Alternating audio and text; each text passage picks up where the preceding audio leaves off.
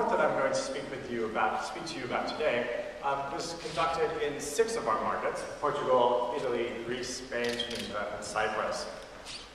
This report began with a conversation that was looking at some pretty dismal and disappointing statistics. The statistics sort of brought to our attention in a report by the Futures Company. Many of you might be familiar with this report. The Futures Company had evaluated 4 factors that respondents across the globe were responding to. One was fiscal inequities, another was the global distribution of wealth, the other was corporate profiteering, and finally, collusion between private sector and government bodies, ultimately resulting in what they have referred to as the global enrage, which is something like 1 out of 4 of all of the respondents having a great sense of anger about all 4 of these issues.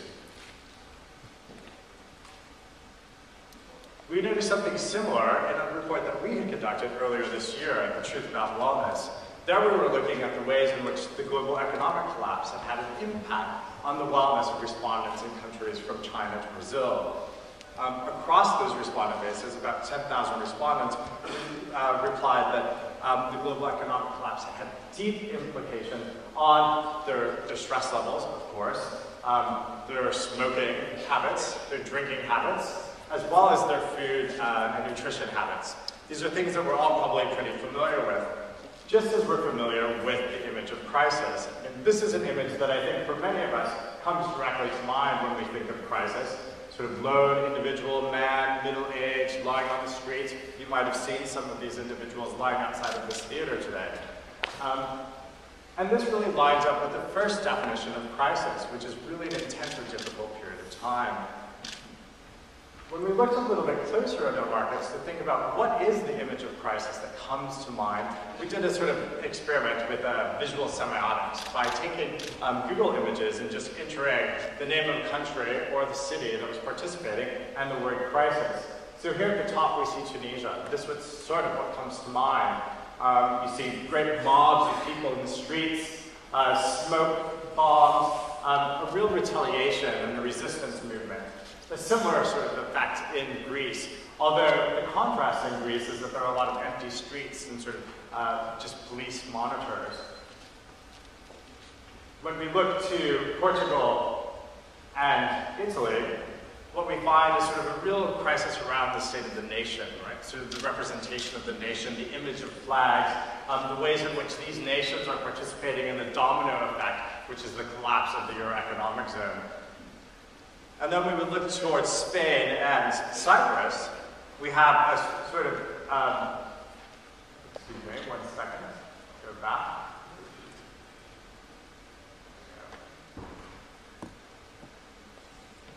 There we are. Spain and Cyprus. There's a real sort of sense that the nations themselves are under siege and that the land and territory that belongs to the people is being taken away. So sort of get your hands off of our nations. This is what the visual semiotics provides for us by looking through Google images. But we also wanted to look at sort of what the media was representing. And there's this very familiar language. I think we all know what the language of crisis is. Sort of about fear, indignance, fire, save SOS. We have shortages of disaster. We have the time zero for the market. Betrayal, deception, loss. We have sort of desperation. And I quite like this sort of image from Italy in which all that remains for us is good eating. How good food could save us from desperation? When we look at Portugal, we have a sort of sense of crushed and steamroller sort of rolling through and destroying the population, those that are left, right? So this sort of really startling statistic around the fact that 10,000 Portuguese people leave this country every month. So all of these statistics, this language, these images, I think should be familiar to all of us in sort of thinking about crisis. But what is perhaps a little less familiar is the way in which the crisis period, this moment, has actually produced some creative and sort of dynamic expansions. So when we look at Spain, we observe a rapid increase in public library loans, which might or might not be connected to the fact that the waistlines in Spain have also increased with a 25% increase of sort of weight gain. We look at Portugal, where this is quite surprising. The exportation of high-heeled shoes to markets like China has increased by 40% during this period, simultaneous with the sort of expansion in the belief of luck, with 80% of Portuguese respondents actually buying scratch cards during the previous year. And then we looked at Italy, a sort of exciting development in which people are buying bicycles. So that's 3.5 million bikes were sold in the last 2 years in Italy, with about 14% of the entire population now renting bedrooms in their homes. Greece, quite interestingly, ranks number 2 in the globe in terms of plastic surgeries, sort of look younger and better, perhaps sort of retaliation against the crisis of personal sort of stamps.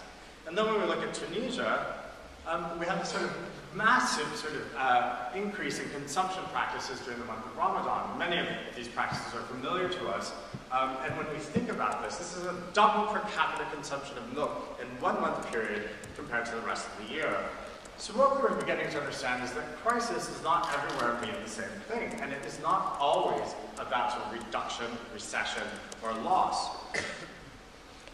And this is when we really got to the point of beginning to think about where we might look to understand where the creativity is coming from in a moment of crisis, particularly from the perspective of consumers. Consumers who are driving really innovative, pioneering, transformative practices.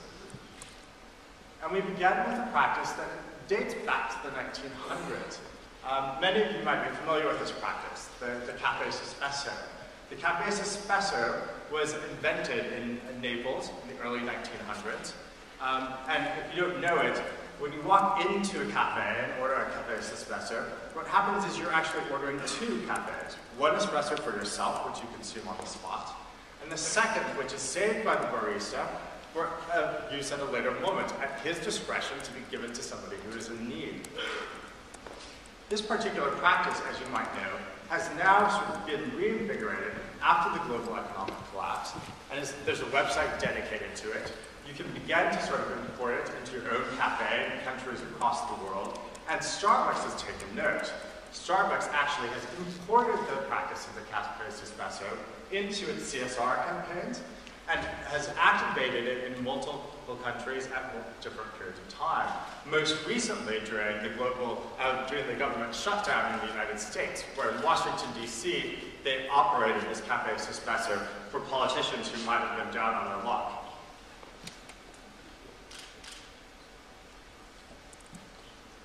Another space where we're starting to see a sort of transformation of values and practices is in the brown bag. The brown bag, as you know, is largely associated with sort of thrift or sort of, and yet in 2 countries, at least in our study, Italy and Portugal, the brown bag has become a status marker, not of thrift or shame or stigma, but one of being cool and sort of in the know, fashionistas. So there are whole book collections sort of dedicated to the fashionable use of a brown bag or a lunchbox. And so Marmita lovers are united in taking over in Portugal. Perhaps a little sexier is this program that was implemented by Ponencia in Italy, where you can exchange your lingerie, your used lingerie. Notice that the used lingerie of a bra has more value than that of a t-shirt, which has more value than that of an underpants. But you can take these products, these used underwear, take them into the store of a Ponencia. They're upcycled into new products, new clothing products, and at the time of your recycling, you're provided with a voucher for the purchase of new products. Another space of sort of dynamic creativity, of course, is something that you're all familiar with, Conquista or Plunge, both participating in the act of the social grace of eating. With Plunge, you sort of plug in, you're invited into a private home in which you become a dinner guest for a home chef. These become the social sort of events of the week. Or Conquista, where you have perhaps cooked a little bit too much, and those leftovers are then, through digital networks, provided to people who might be in need of them, or sort of neighbors who might have been eating alone when taking care of their leftovers. Another place of sort of innovation is this sort of website, Senza Moneta in Italy, where you're actually taught, you're provided with an instruction manual about how to start your own swap meet. And it goes step by step, sort of from the moment of sort of organizing, advertising, communicating your swap meet, inviting participants, and then sort of facilitating the day of the event. And then last but not least, sort of counting up the sums, the profits that you might have made in the course of the day. Interestingly, in the same sort of register, we have the innovation of common currencies. In Greece, many of you might be familiar with this 10 that was invented in Volos, Greece, a community where the euro just didn't seem to be reaching enough people, so the community has invented along with its mayor, its governance, invented a common currency. The common currency is used once a week on Sundays, in which the whole town sort of gathers into a market space and participates in a barter economy. So you can trade this TEM for goods, for services, and sort of any range of offerings that participants in the market and community members are able to bring to that market on that day. You can see the actual TEM right there, just a sort of slip of paper. It's all recorded in a digital register, and so people are aware of what's being traded. So the value is something similar to about €1. But what's really insightful about this practice is that a local vendor told us that we've reached the bottom of our lives and now have to think in a very different way. And I think this is really one of those moments when we started to detect in our research the sort of moment of transition or transformation, in which it's gone from a moment of crisis, dismal, desperation, defeat, to a moment of decision making, and really taking on the circumstances of one's lives and transforming them into opportunity and a future possibility of growth. This might be seen also in this initiative in Tunisia. If you're not familiar with Tunisia and the Arab Spring, much of what was taking place in Tunisia at the time of the Arab Spring and the resistance against the government was the fact that there was a real clampdown on liberty of expression. There's been an explosion of opportunities for expressive culture since the Arab Spring and since the fall of the Ben Ali regime. And one of the most interesting places is on the internet. And the small group of Tunisians have come together to crowdfund a newspaper, the Tunis Times. It's going to be internet-based. And one of the key things that I think is really interesting about this group is that they've sort of taken their understanding of what a reader is, not as a customer, but as a partner. So we do not believe in vertical relationships, is what they say. Next on this sort of roster of really dynamic, innovative spaces is this group purchasing, these purchasing groups in Italy. There are thousands of them now. They started in 1994 in Firenze, and they've expanded rapidly to include members across the country. These small purchasing groups come together as brokers to work with vendors, whether local farmers or regional provisioners, and they allow for everybody to sort of rethink what it means to exchange. And that rethinking is based upon a different value set, which is about approaching every person as though it was really a person. This is really becoming a relational economy as opposed to a transactional economy. So we're not thinking about things to be used, but about people to engage with. This is about care and love. A similar dynamic is taking place in this ReFood organization that was established here in Portugal. We interviewed the founder of ReFood.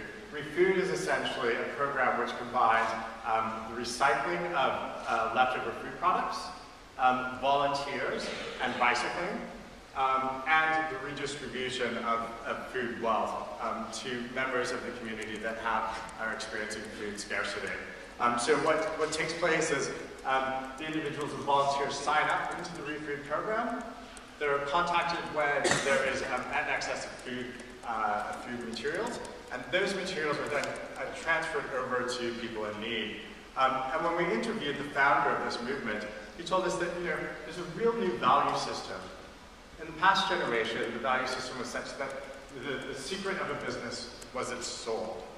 And today, that has been transformed and turned on its head so that the soul of a business is the secret of its prosperity. It's a really interesting dynamic shift, a reconfiguration of value systems and business models. Some of you might be familiar with Ponencia, also a Portuguese program, initiative. This is a lot like many of these ride-sharing programs that you see across the globe. When we interviewed the founder of Ponencia, we asked him to sort of come up with a rule that he would like to enforce across humanity for a better tomorrow. He said, why don't we just redistribute more? 50% of your income goes to other people rather than the government. So this is, again, reminding us of the reconfiguration of the values and the business sensibility of the current time as a result of the economic collapse. Next on our roster of really exciting innovations in sort of, social sharing and collaboration is this group in Spain, in Madrid. It's called Espíritu 23. And Espíritu 23 is both a collective and creative workspace where graphic designers, artists, and musicians come together and produce diverse types of offerings, but there's also an exchange space in which barter is part of the equation. When we spoke with the founder of Espíritu 23, she told us if she were to come up with one rule that she would enforce on humanity for a better tomorrow, it would be simply to stand in the shoes of somebody else. Understand this through sort of empathy at the heart of your soul of an exchange, and really understand that there's somebody standing in front of you. All of this, plus the sort of increasing willingness for individuals across all of these markets, but especially in Portugal, to participate in the barter economy, an economy that's somewhat off the grid, is very promising of a new value system, and that's what I'm going to speak about next. But just a quick statistic, 8 out of 10 Portuguese plan to use a solidarity purchasing group in the future, and 75% of those respondents agreed that they would like to participate in a barter system in which all intermediaries are taken out of the equation and perhaps common currencies are put into place. So we move from this understanding of crisis, this sort of bleak, intense, difficult moment, to the second definition of crisis, which is really thinking about a moment of decision, that turning point, that difficult turning point in which a decision about how the future is going to be understood and approached.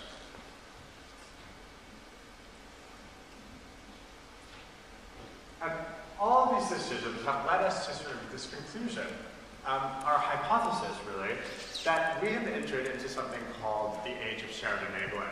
This is a little bit different than what you might think of as this sort of age of the sharing economy, or collaborative consumption, or collaborative creation. What we really think is that this is a moment in which reciprocal altruism is driving the decisions and the practices of consumers everywhere. And I'm going to get to the value sets that sort of drive that, undergird that. But just to begin, this is a very anthropological understanding of what shared enabling might mean, and that is sort of exchanging something for something else that is not equal in form, but is equal in value to the particular individuals who are part of the equation of exchange. You might know this as symbiosis. I mean, these things we all had in our science books when we were in elementary school or high school, where you saw this could have been a whale with fish eating off of its sides. But the advantage of a strong sharing norms is that the payoff structure is transformed. And I think that's really what's key here. The payoff structure that people are expecting in this new age of shared enabling has been diverted and has been reconfigured.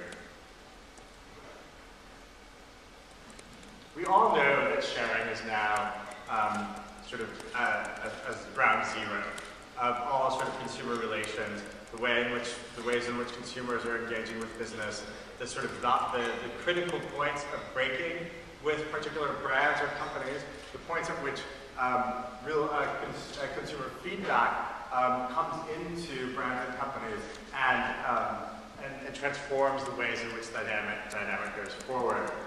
We also know that sharing is not only about engagements with companies and brands, but it's also about expansions of opportunities for individuals sort of advancing in their careers. In our 2012 Truth About Privacy study, we saw that a number of markets respondents were looking at sharing as a real tool to getting ahead in their careers, particularly in these countries like Chile and India, these sort of emerging markets. But even in countries like the US, UK, and Japan, where privacy issues are quite quite strong and acute. We see that sharing is understood increasingly as a way for people to move forward. And this applies to the ways that consumers are interacting with brands. So we see that it's not only for benefits to discounts and promotions, but it's also to the benefits of opportunities and sort of expansions of control and access. But there's yet another metric that consumers are using to evaluate brands and companies, and that is the ways in which these brands and companies are sort of impacting the total social wellness that these brands and companies are promoting and contributing to. So here's a sort of large graph of a whole variety of companies, big global brands, and the ways in which consumers sort of perceive that ability for those brands and companies to contribute to the wellness of individuals across the world. You see at the top, Nike is sort of viewed as the greatest contributor to our overall wellness. There at the bottom we have Burger King. So I'm just going to sort of recap everything that we've gone through in terms of a bunch of key values that we've taken and we sort of distilled out of that sort of that journey through these innovative and pioneering practices within the region. And we see that there are all these nice values: equity, belonging, openness, efficiency, happiness. These are the things that people are expecting. It's not just access, it's not only reciprocity, but there is a real sense of fraternity, of humanity, of collaboration, of co-efficiency that has really risen to the forefront of the ways in which consumers are engaging with the markets and with brands and companies. All this has amounted to what we are calling our sharing index for brands. And right now I'm just sharing with you a bit of what that sharing index looks like and some of the questions that we're asking and some of the ways that you might be able to measure it. So if you were to look at a brand today and some of the initiatives, the products, the services, the opportunities, the experiences that they're offering, you might start with asking what is being shared. So everything from goods to content to opportunity to control. You say, with whom is that being shared? Is it only members, participants, friends, allies, delegates, citizens? And what means? Is it direct involvement? Is it online? Is it active collaboration? And what are the benefits? When we think about benefits at McCann Truth Central, we think about benefits in terms of needs and universal needs. And we believe in 6 universal needs: security, growth, connection, giving, affirmation, and variety. To fulfill all 6 of those is a really large task, but to fulfill any of those is a quite good impact for consumers. But of course, there are always restrictions. And so when we look at some of the initiatives and campaigns and the offerings and products and innovations that brands and companies are introducing, we want to think about what are those contingencies? What are the costs? What are the temporal limits? What are the membership requirements? What are the sort of limits on ownership and authority?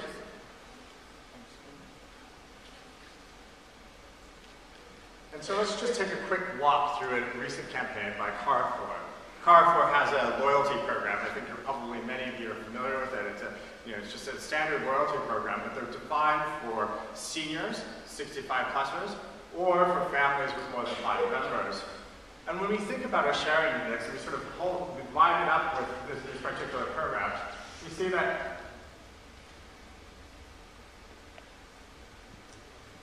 what's really being offered are goods. And who's able to participate? Well, some non-participants, but mostly members or token participants within the program. So you have to sort of sign up for that card. It's not very open. It doesn't really fulfill that openness factor that the new age of shared enabling is sort of promoting. By what means? Well, sort of indirect involvement in all lines of engagement. There's not really any collaboration involved in this scenario. And what are the benefits? Well, yes, security, because you're able to access goods. Growth, yes, because you're able to provide food and nourishment for your family. And variety, obviously, because you have sort of access to a wider range of products. But there are a lot of restrictions. There are temporal restrictions, there are membership restrictions, who can involve, there are cost restrictions, and there are a lot of contingencies. In Italy, we know that gasoline is a real marker of the crisis. It's sort of that sort of product sort of symbolizes where the crisis had the greatest impact. And with the rise of gasoline prices, the Italians somehow know that the crisis is either sort of advancing or receding. And so great brands like Colgate and Play-Doh have gotten into this conversation, and they've offered sort of voucher programs so that when you purchase Play-Doh, you purchase Colgate, certain quantities, you're provided with vouchers for gasoline purchases. When you look at it through the lens of our sharing index, you see that what's shared is some sort of control, some control of your finances, control of your access to particular goods. Who can participate? Well, there's sort of non-participants or token participants because all you have to do is purchase.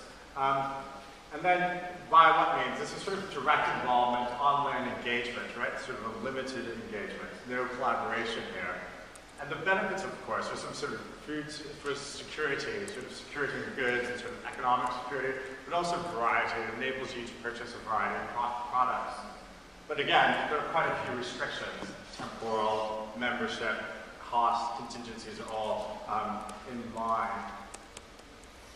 Perhaps the most promising of the campaigns that we've seen so far is this one, this partnership between Zone and Phone, in which there is the ability to sort of share your connection with other members on the network. So as long as you sort of promise to sort of treat your internet connection as a hotspot, you're able to access other hotspots or connections that other members of the Zone Phone program are offering.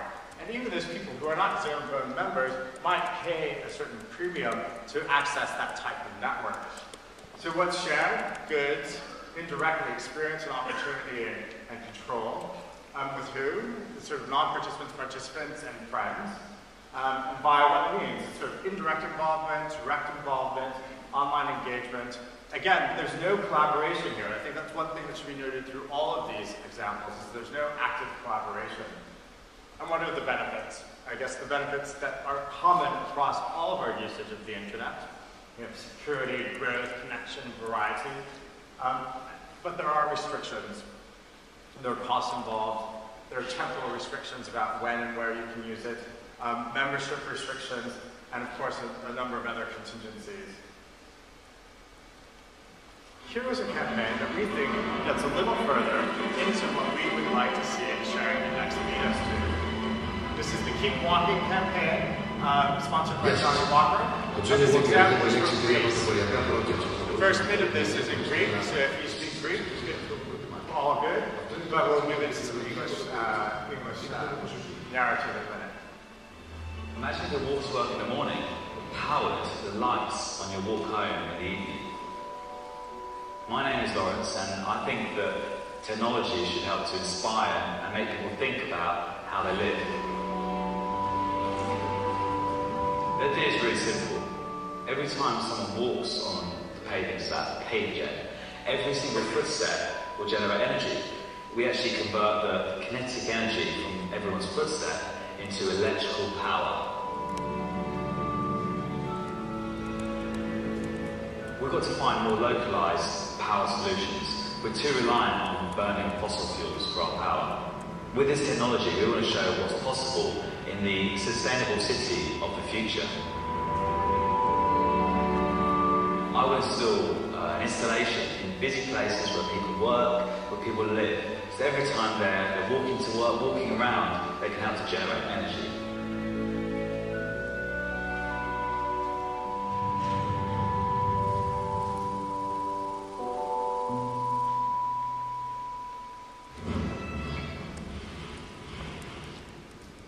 And I think you'll be able to see from that quick glimpse at that campaign that a lot of the values that are imported into our sharing index sort of optimized in terms of this campaign. There's collaboration, there's goods, experience, and opportunity provided.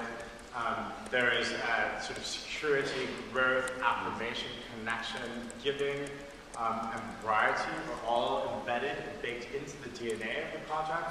This is one of those programs that we think is really sort of reaching the sort of optimal limits of our sharing index. In order for you to participate sort of fully in the sort of new age of shared enabling, we have a couple of sort of tricks and pieces of advice for you. Appreciate the diverse markers, limits, and flexibilities of value. So really think about where things are shifting. Think about that common currency in Greece. Thinking about the ways in which perhaps the purchase of petrol and the purchase of Play-Doh might be somehow linked. Learn from everyday creative craftsmen. Think about Hunter Halder and his programs in New Foods. Think about the ways in which Coche and Espiritu 23 sort of importing new value systems and business models.